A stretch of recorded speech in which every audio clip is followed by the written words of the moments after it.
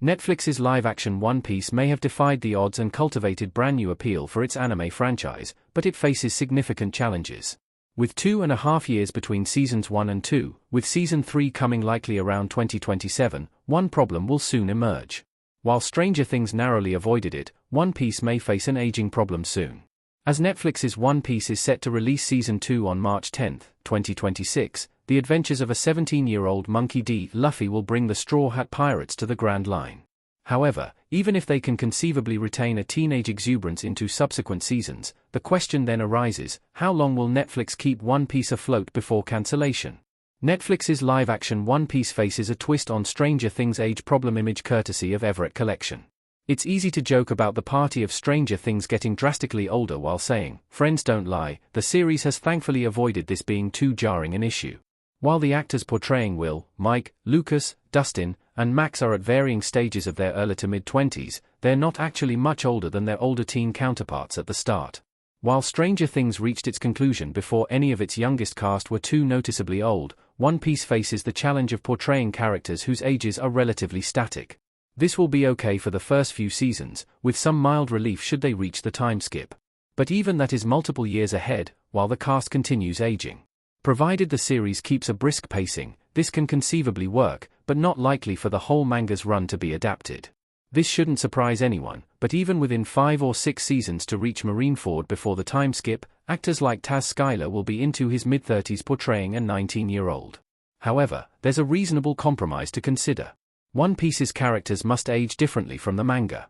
Allowing the cast's mild aging over the years shouldn't be a controversial choice.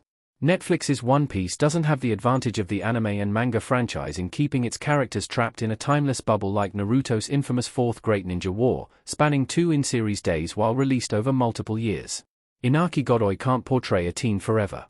This is especially the case with the production schedule, as the series is only getting into the Alabasta arc in Season 3. Reaching Marineford and the time skip is still realistically years away, and, if the series miraculously carries past the time skip, even with rushed pacing, the massively bulky Wano arc is an intimidating prospect. It also raises an unfortunate question. Will Netflix's One Piece be sunk by the same problem as The Witcher? One Piece will live or die based on the hype and viewership of the series, and should a decline happen, that may affect the production's quality and pacing. It certainly showed a remarkable dedication to the source material so far, unlike the reported contempt some staff had toward The Witcher's adaptation. But conversely, a long-running series begets possible recasting.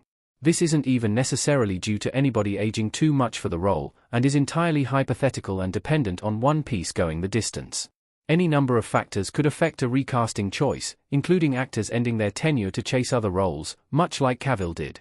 However, Godoy is clearly committed to many years ahead, according to Teen Vogue. However, One Piece's franchise isn't immune to recasting for justifiable reasons. Kazuki Yao recently graduated from his role as Frankie in the anime due to health reasons, and, while Michaela Hoover is unlikely to leave her Chopper role anytime soon if ever for similar cases, it'd be understandable. This is before even considering commitments like live-action Frankie, Brooke, or Jinbe. For now, it doesn't seem likely that One Piece will have the same issues plaguing it as The Witcher did. But in adapting a series with a potentially much longer run, as its source material has 1165 chapters and counting, there's one older, more classic issue with its Netflix adaptation. One Piece is unlikely to avoid cancellation. One Piece faces an uphill battle in the long run.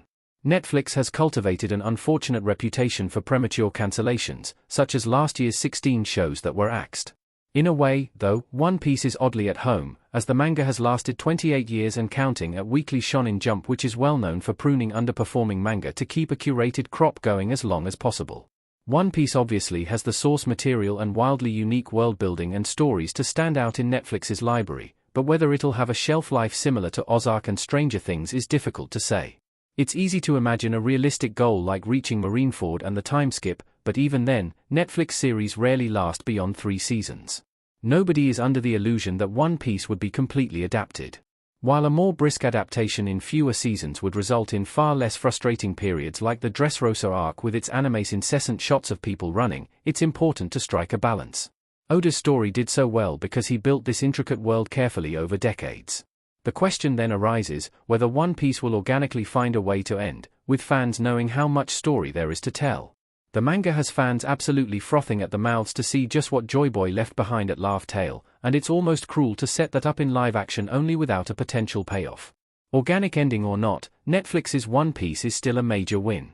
Even with the various asterisks to its success, One Piece on Netflix is a ton of fun, and a great way to introduce newcomers to the franchise.